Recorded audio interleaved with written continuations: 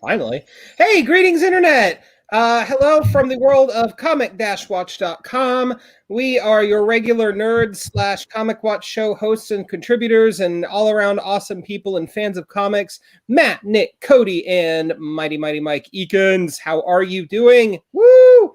We are here to celebrate the third annual comic-watch.com WATCHIE Awards for 2021. Woo!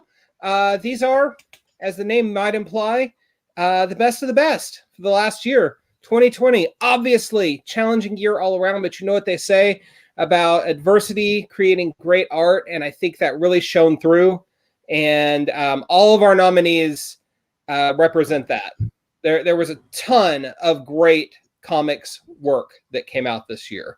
And it was incredibly difficult for us to whittle the list down to an even manageable, semi-manageable level, because there were just so many good ideas and good nominees. So there were a lot of deserving voices and talents that unfortunately we just didn't have the space to nominate. It didn't mean that they were no good. It didn't mean that they weren't worthy of praise in any way, shape, or form.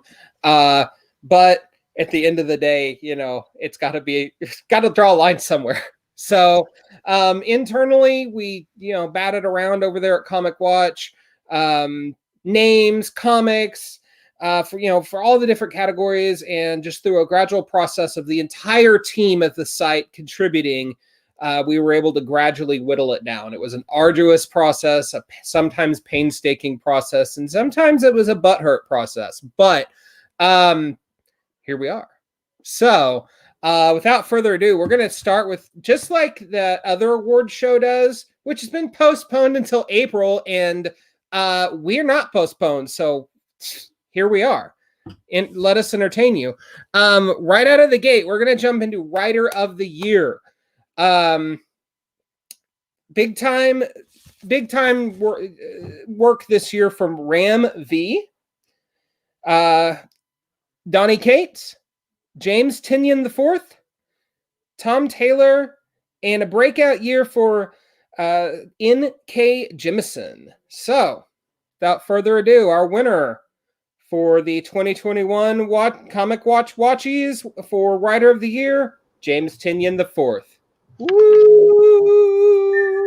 I love this one. I love this one. Oh yeah. I mean, guys, let's just take a minute and fate Mr. Tynion, because he brought the thunder this year. Yeah, we're going to see James Tynion IV kind of a lot tonight, especially as we move through some of these series that have been nominated and stuff, because they just had an awesome year, and there's no denying it. From mainstream to indie books, there's something to celebrate that they worked on, and undeniable win on that one. Just super cool.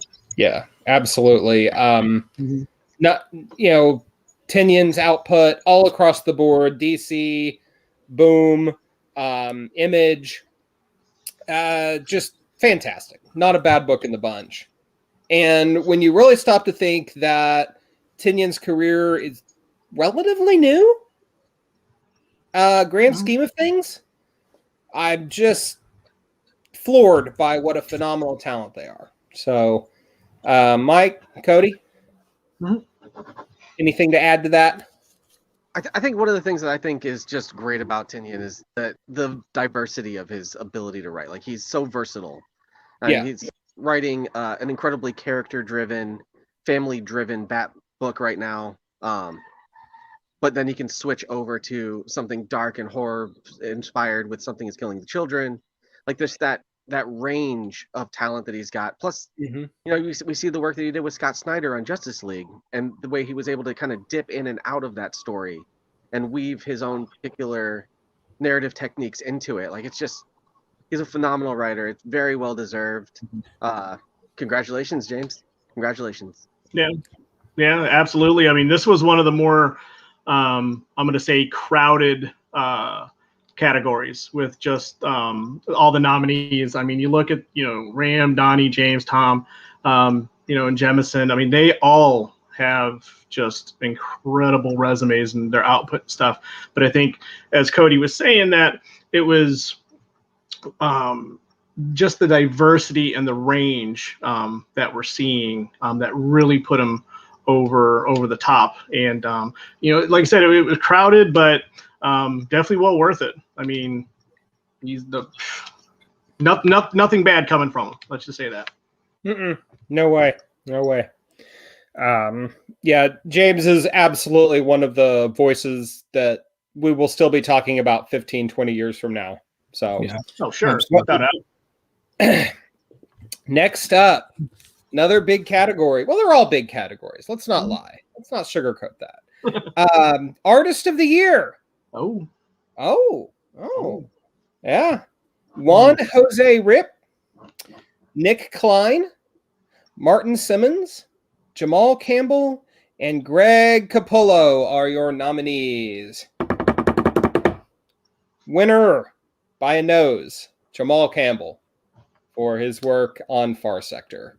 Congratulations, Jamal. This dude, I think, mostly got on everyone's radar with Naomi and, year before last, and just blew that out of the water with the world building and the depth of emotion in Far Sector. And I mean, Cody, you can probably say a lot more about Far Sector than I can. I mean, what is there to say? Like, every page is more stunning than the next. Like, when I opened up Naomi for the first time, I was dumbstruck. Like, I hadn't been hit that hard by an artist since J.H. Williams III. So, like, the ability to toy with layouts, the ability to make things pop, but also, like, to be able to slide back into a more subtle, kind of more traditional construct. Like, just that, the ability to storytell, and the ability to evoke emotion. It's unparalleled. He's one of, if not the top artists, in my opinion, in the industry right now. Like, just absolutely remarkable work. Yeah, no denying it. So next up, next category, Inker of the Year. Your nominees are LeBeau Underwood, J.P. Mayer, Danny Miki, Jonathan Glapian, and Carmen Carnero. And the winner for Inker of the Year is Jonathan Glapian. Never far from Greg Capullo's side, Jonathan is just an absolute master of the craft. He's been in the game for years and has a lot of great years ahead of him. And his work with Capullo and colorist FCO Placencia made Dark Knight's Death Metal one of the most beautiful looking comics this year. And that's, working too with a lot of just crazy over the top stuff, right? Some artists, some inkers might get a little lost in the mix, but Glapian always managed to make every panel, every page just shine and pop. Yeah, definitely. I mean, what you can really tell inkers are somewhat like letterers where, some of the best work is maybe you don't notice it as so well. It helps kind of pull you into the work, but you can always tell a book with Glapian on it. I mean, there's always kind of this feel to the inking that, of course, he's always, like, a lot of our stuff that we're exposed to is with Capullo, so it helps. But I don't think a lot of this work, you can talk about how great the artwork is without Glapian. So an outstanding win. Yeah, most definitely. Okay. Next category, Colorist of the Year. Now, in this category, this was tough because there were just so many standout, unique colorists to put work forth this year. Some of them bringing color to black and white series for the first time. Others continuing a winning streak, and just outstanding work all around. So, without further ado, your nominees are Tamra Bonvillain, Dave McCaig, Matt Wilson, Jordy Belair, and Dave Stewart. And your winner for 2021 WATCHIE's Colorist of the Year is Tamra Bonvillain. Woo! Guys, what can we say about Tamra? I mean, an outstanding year easily. I'm mainly familiar with their work from Captain Marvel, and Kelly Thompson and Bonvillain have been just doing incredible work on that. But I follow them on Twitter, and they're kind of everywhere, just always doing like amazing work and just adding a lot to what comics has to offer for colorists. I know a lot of people look up to them and bouncing questions off of them all the time, and super professional, really good work, and just an easy win on that one. Yeah, absolutely. Next, we have Letterer of the Year. So, unsung heroes of comicdom, bar none. We love our letterers at Comic Watch very, very much. And they love us back by providing awesome work every year. So, this year's nominees are Hassan Oatsmain. Excuse me if I do not pronounce this last name correctly. Oatsmain Elhow, Aditya Bidikar, Joe Caramagna, Clayton Cowles, Ariana Maher, and Jim Campbell. The winner for this year, Letterer of the Year, is Clayton Cowles. Clayton, awesome.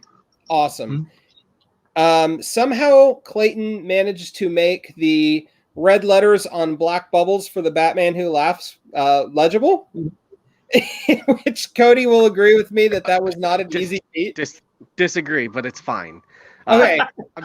I'm colorblind. I can't see it. I can't read it. Clayton, if you're watching this, oh my God, please stop. Listen, I have to switch it to black and white photos on my tablet to be able to read it. Well, poo on you. But congratulations, Clayton. Really, just such a whole outstanding group of nominees in that one. Really, though, it's so hard. Honestly, that was one of the harder categories to pick from, because just so much great work, and it's very hard. I know we had Ariana Mayer just retweet us, thanking us for being such a part of such a stellar group of people, and they're right in line with it. Their work has been just incredible, and it's so hard to pick it. But Clayton Cowles is such this industry vet. You can pick them out of a lineup. They're almost everywhere in the industry, and just tough to say no to that one. Well, it's almost like if anytime you open up a comic, who's doing the lettering? Oh, it's Clayton Cowles. Does he ever rest? Does he ever stop and eat? What does he sleep? Good grief, dude. But I think when you take into consideration when a lot of people may or may not know just what goes into lettering and what they do to bring a book together, and sometimes that wraps that book up with a pretty bow, and just enables those characters to breathe that extra sort of life. So letterers definitely, we love them at Comic Watch, but letterers definitely need to should get their respect that they're definitely due and overdue in a lot of cases. It's an art form. Yep, absolutely. It's its own art form, and it's what ties everything together on the page. And absolutely. So if you don't have a strong letterer, it at the very least hampers the flow of the reading experience. So knowing how to place those bubbles and balloons, and write and lend itself to it's a good catch, though. It's important, and it's something that most readers probably take for granted. So hats off to letterers everywhere. Okay, next up we have comic book of the year. Now this is single issues, okay? Not necessarily a long form story or an actual series, but just the individual comic. So the representatives are from all across the publishers, across the industry. There was no exclusivity or anything like that. So, Comic Book of the Year, first nominee, Superman number 18 by Brian Michael Bendis, Ivan Reis, Joe Prado, Alex Sinclair, and Dave Sharp from DC Comics. Unless you were living under a rock, this is the famous issue wherein Clark Kent revealed his identity to the world. Next, we have Ray, number 10 by Dan Abnett, Juan Jose Rip, and Andrew Dalhouse, and Dave Sharp from Valiant. Series finale, if I'm not mistaken, right, Nick? Rye number 10, and it's right before the year ended. Just came out, I believe, in December. It's not really the finale, but it was the end of an arc, and it set up. If you saw those final pages, you were probably freaking out. I know in the Valiant Watch chat, we were just like one all caps text after another whenever we got to that page. It's setting up something incredible, and it's one of Valiant's best books right now. Just incredible. Who can say no to Dan Abnett? Next, we have Blue in Green, original graphic novel by Ram V, Anand R.K., Aditya Bidikar, and Tom Muller from Image Comics.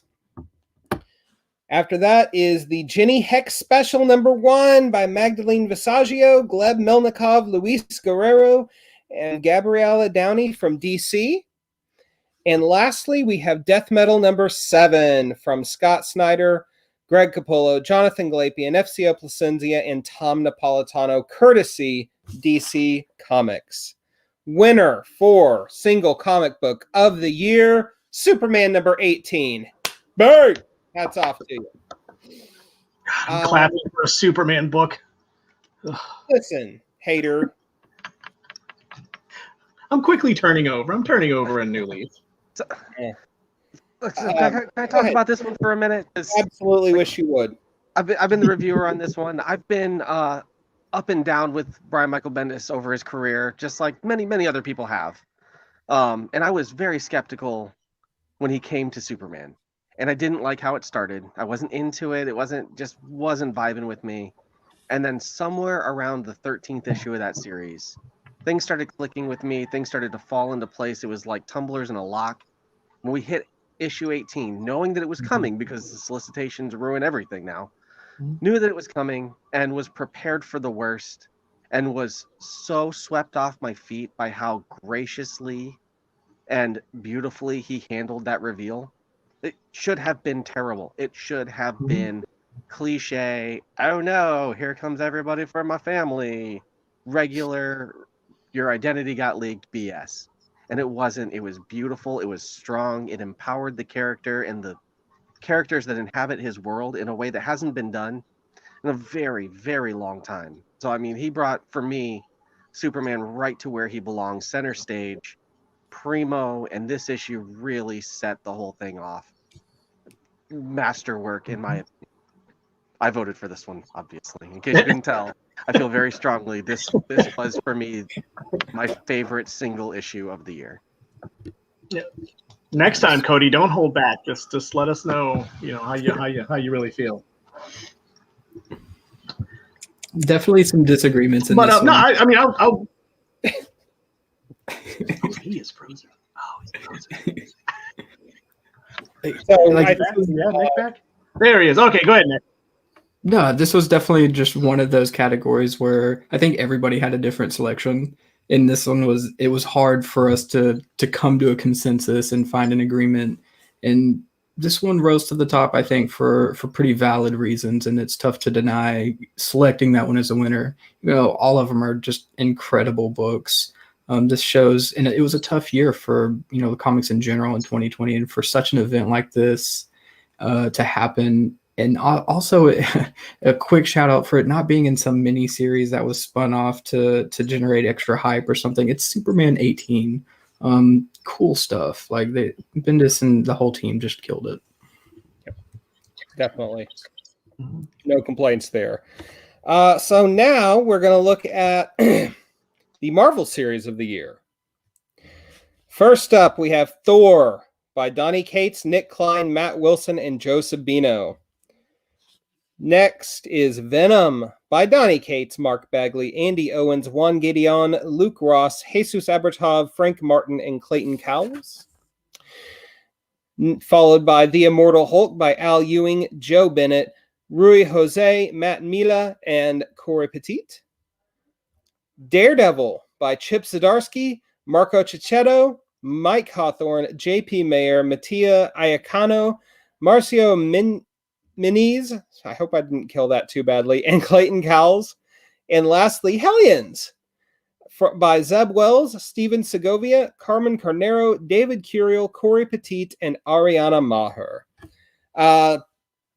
Marvel had a strong year. And it was hard to winnow this down to just 5 series. And even with that, I don't think declaring Daredevil as the winner for Marvel Series of the Year is that much of a difficult decision. It's just masterful. Chip Zdarsky is taking a lot of the standard building blocks and cliches from, holdovers from the Miller era and just turning them on their head so wonderfully and thoroughly that everything that appears familiar isn't. And it's just such an outstanding book. Mike, you have anything to follow up with on that? with Daredevil being the Marvel series of the year. No, I think I think that's this was the one one area I didn't want to vote on because everything was just so good. As much as I just wanted to go, oh, look, there's Venom. Oh, there's more Kates. Yes. But then you had the Immortal Hulk, and amazing job that Al Ewing and company is doing over there. But you can't argue with what Daredevil is doing, and especially with issue 25 and everything that's going on with that. It's miraculous, well deserved, absolutely.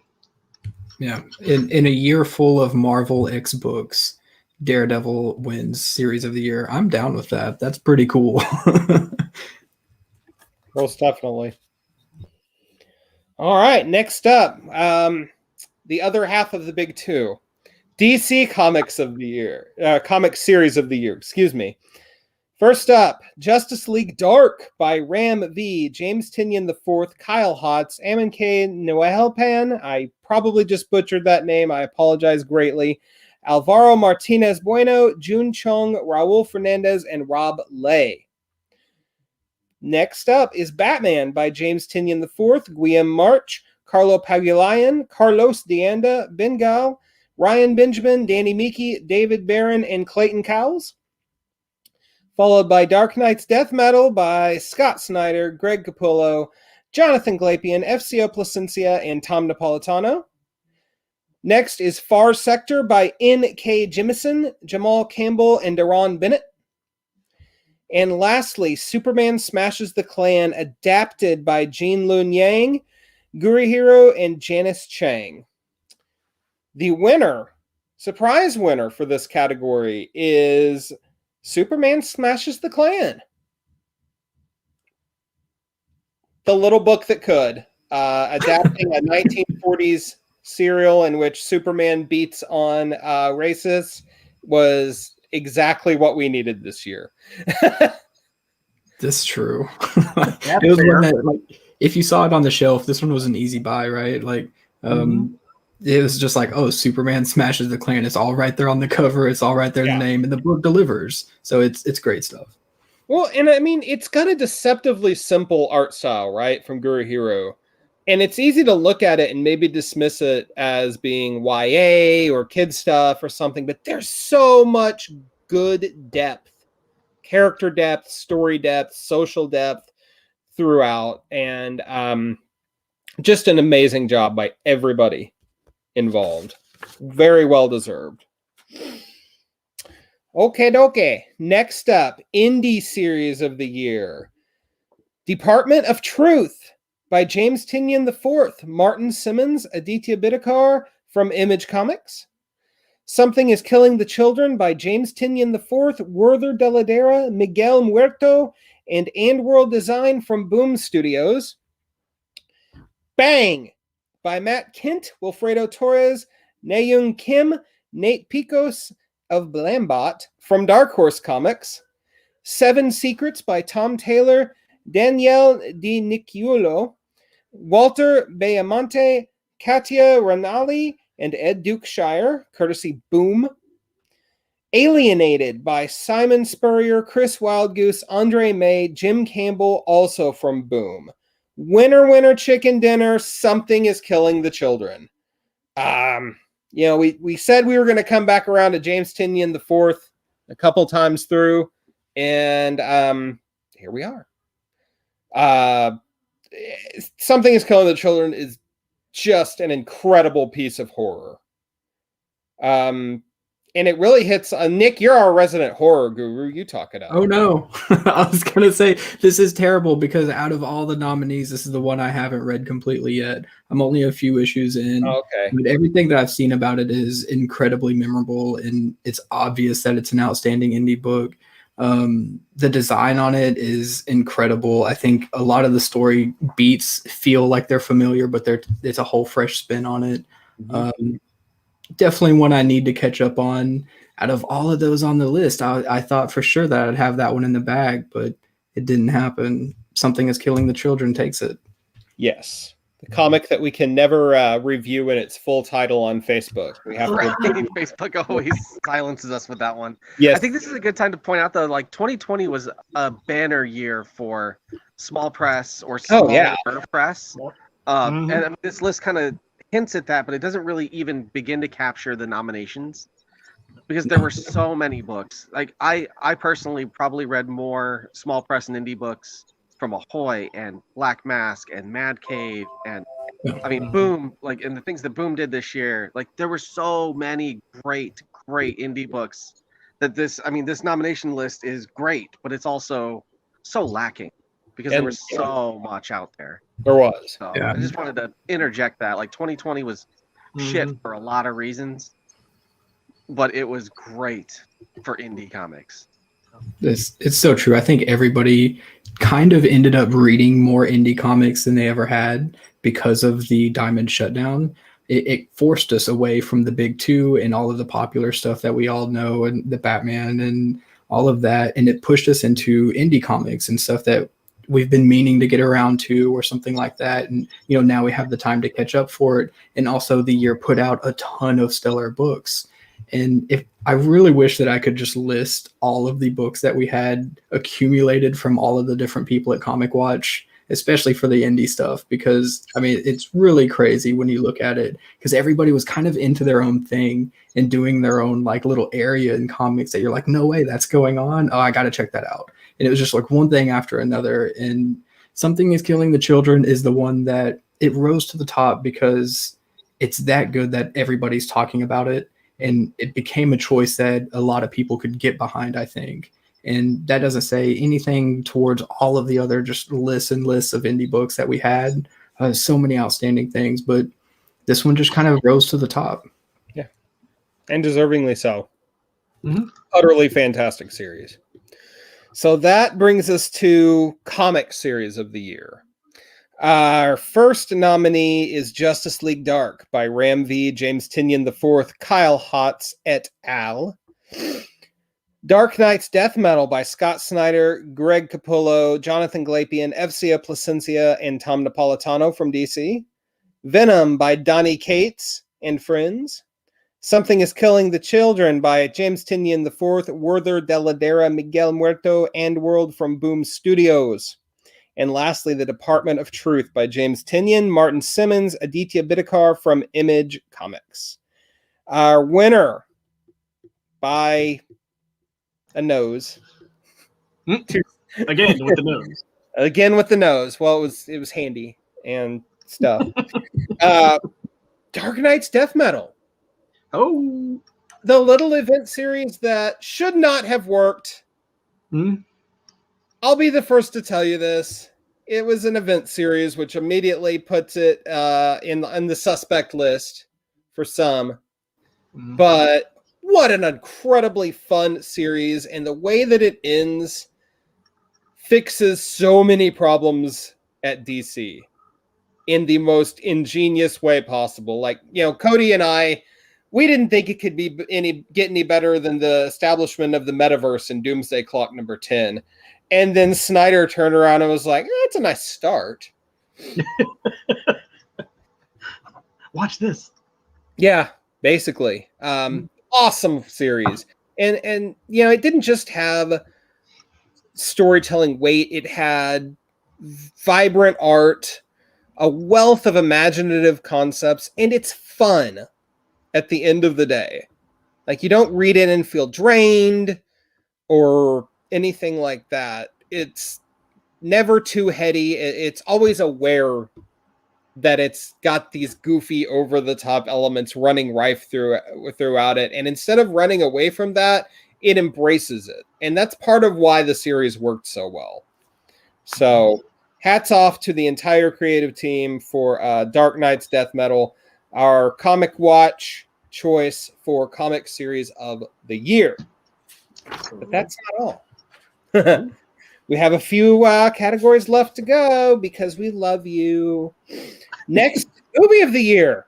So 2020 was kind of shit for movies in general, but there were definitely good movies that came out. And some of them included Birds of Prey and the Fantabulous Emancipation of One Harley Quinn, Bloodshot, Tenet, Scoob, and Onward. Winner for movie of the year, Birds of Prey and the Fantabulous Emancipation of One Harley Quinn. Nick, go ahead, sir. I know you want to. I love it. And I've watched this movie probably a dozen times. It was actually really hard for me because Bloodshot also happened, and I've watched that movie probably 24 times. So it was one that there's a lot of cool stuff coming out, and both of them were kind of like divisive online. So it was interesting to see the feedback on it, but Birds of Prey really ran away with the voting on this one. I was surprised to see, when it happened and when everybody at Comic Watch were talking about it, it quickly rose to the top. And that was something I think it's undeniable, the presence that Margot Robbie brings as Harley Quinn, and there's no getting around how outstanding just that performance is. And people have issues with certain characters and certain developments in the movie, but out of the bunch, I think it was a fair win. I think it's just a great movie.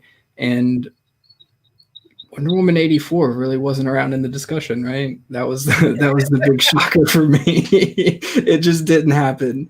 And Birds of Prey wins, and I'm behind it 100%. But go watch Bloodshot if you haven't. First year in a decade with no MCU movie to tip the scales unfavorably or favorably, but definitely tip them. So that kind of gave other movies that we might not have thought about, like Scoob, a chance to shine a little bit. So good on everybody. Definitely, and it's time to celebrate with an egg sandwich. Next up, TV series of the year. Lock and Key Season 1 from Netflix. The Mandalorian Season 2 from Disney+.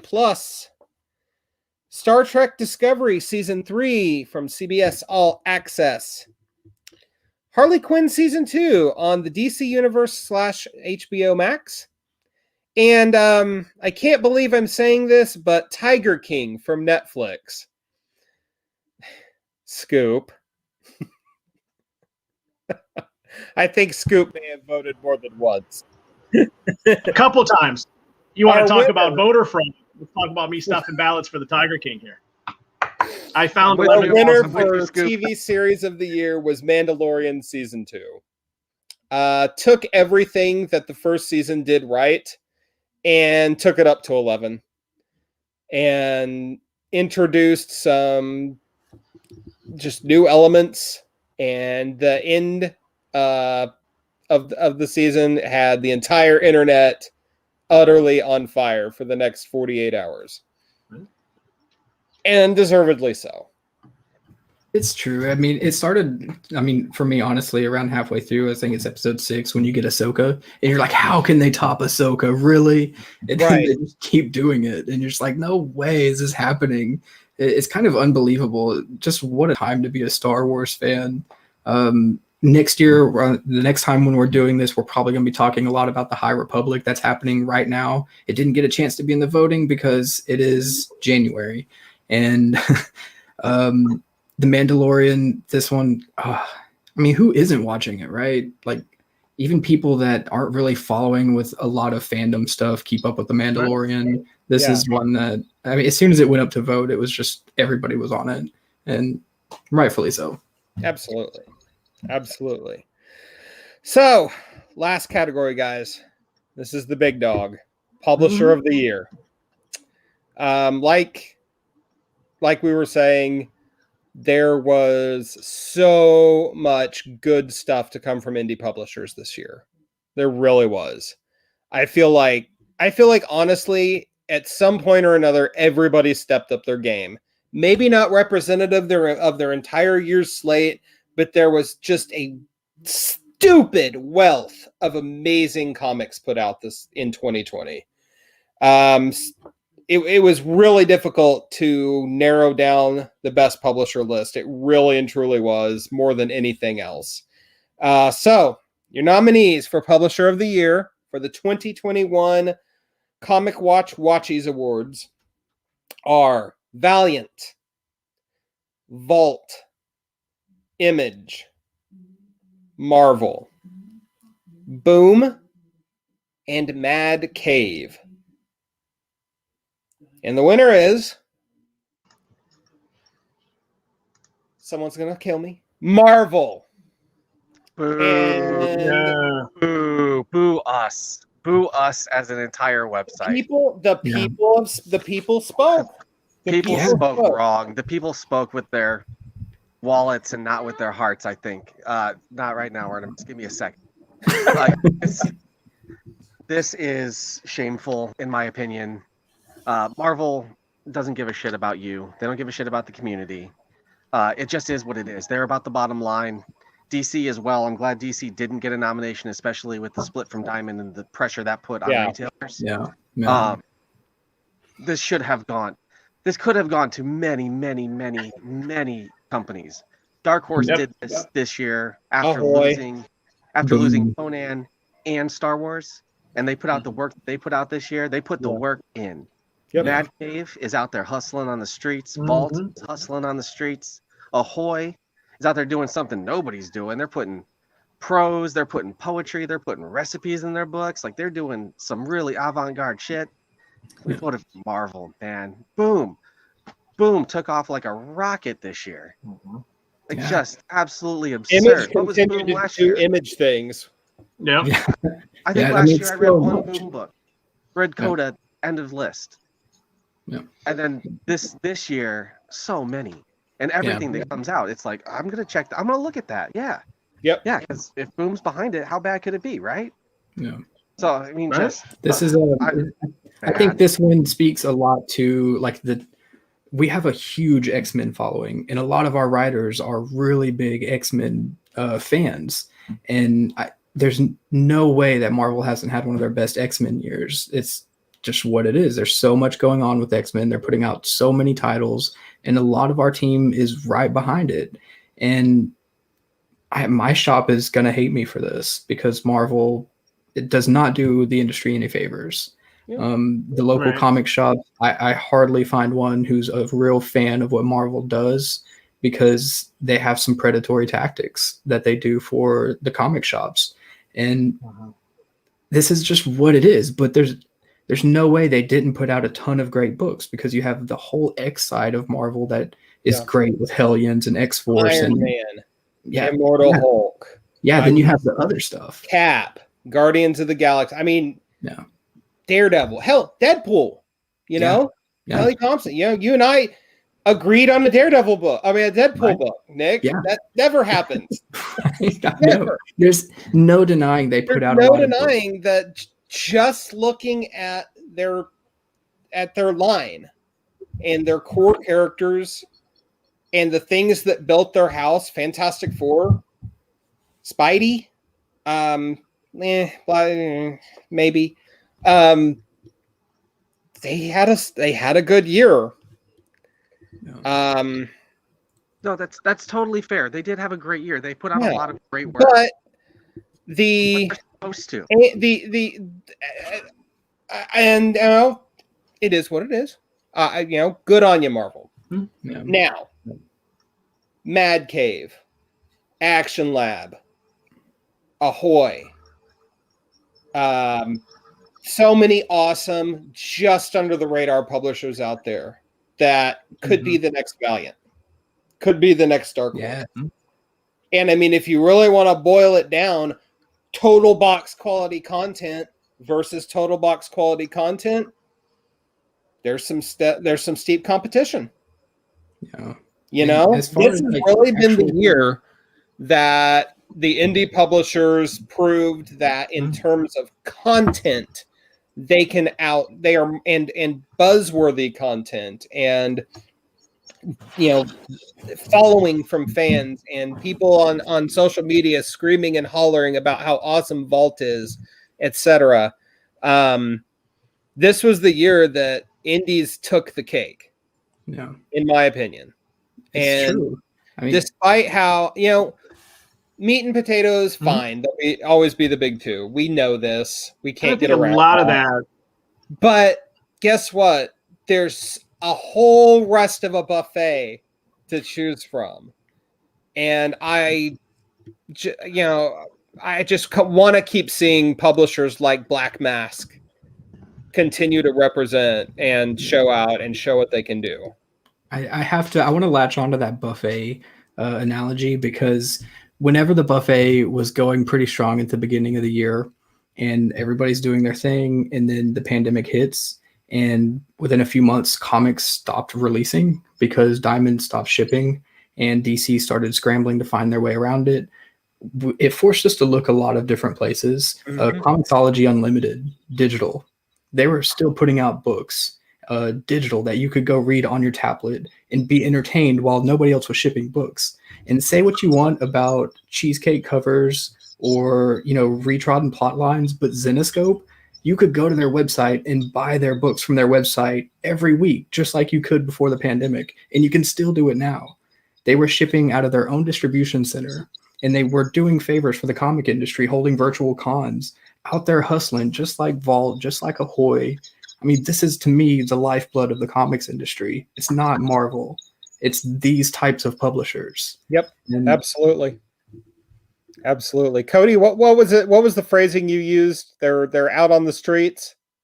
Yeah, they're out there on the streets hustling. They're hustling in the streets. Yeah. They're the ones that are putting in the work. Marvel doesn't have to put in any work Right. to get somebody to buy X-Men. That's not a thing. Like, I'm gonna buy Batman. I don't care if you do any solicits or anything else. Like, if it says Batman on it, I'm gonna buy it, whatever.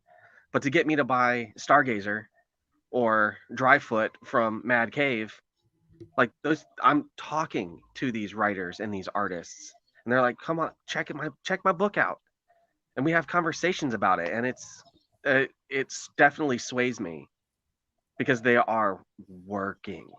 Yeah. So, Yeah. Man, I mean, it's the DIY ethos, dude.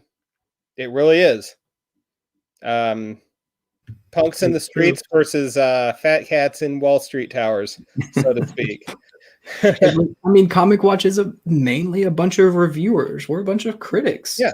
So, we're in our daily chat and we criticize and we talk about the pros and cons of what these books are. And I think a lot of the voting went to weighing which publisher had the amount of books you would put on your pull list. Mm-hmm. Valiant's only got a couple of books coming out every month, so it's going to get outweighed pretty quickly. But I think a lot of what some of us looked into was, what are they doing for the comics industry, for the fandom, for the community? And sorry, but Marvel ain't it. It's just not. But the cool thing is, the whole point of this is to give a voice to Comic Watch as an organization. And that's why we have all these different winners. That's why we can sit up here and put Marvel as the winner and spend the next 15 minutes about talking about it and generally complaining about it. That's what it is. Marvel won because that was who was selected out of the Comic Watch team to win Publisher of the Year. And you can make a case for them. You absolutely can. And you can make a case against them. You absolutely can. But it is what it is, right? Mm-hmm. Yep, absolutely. So I think that's it. Congratulations to all our winners. Congratulations to all our nominees. And even those that didn't quite make the final cut, it was so painful of a process. You have no idea. Somebody's favorite comic, favorite writer, favorite inker didn't make it, and it sucks. We love you all, and nothing but love for the comic industry, really. Like, despite our general grumbling about the big two. It's true. And if I could just take a moment to I would like to read some of these. Maybe bear with me since we're at the end. Everybody's probably getting out anyway. Indie series of the year. What we had to vote on were titles like Dracula Motherfucker, Doctor Tomorrow, Power Rangers Rye, Ice Cream Man, Shadow Service, Once and Future, Ghosted in L.A., No One's Rose, Ash and Thorn, Undiscovered Country, Butcher of Paris, A Scumbag, Tartarus, Die, Bliss. These are all books that we were talking about that were in the running that deserve to be mentioned because they're outstanding books. Mm-hmm. Oh, yeah. So, all right. I mean, Well, I think we've crushed it. I think we've crushed enough hearts and minds in equal measure with those that we've elevated tonight. Possibly more on the former, but thank you all for tuning in. Congrats to our winners, and keep reading those funny books. Support your local comic shop. Buy indie. And tomorrow, the Comic Watchers show on a different kind of a night than usual, but we're going to have Chip Zdarsky and Jason Liu with us. Check us out. It's going to be live. Thank you all so much.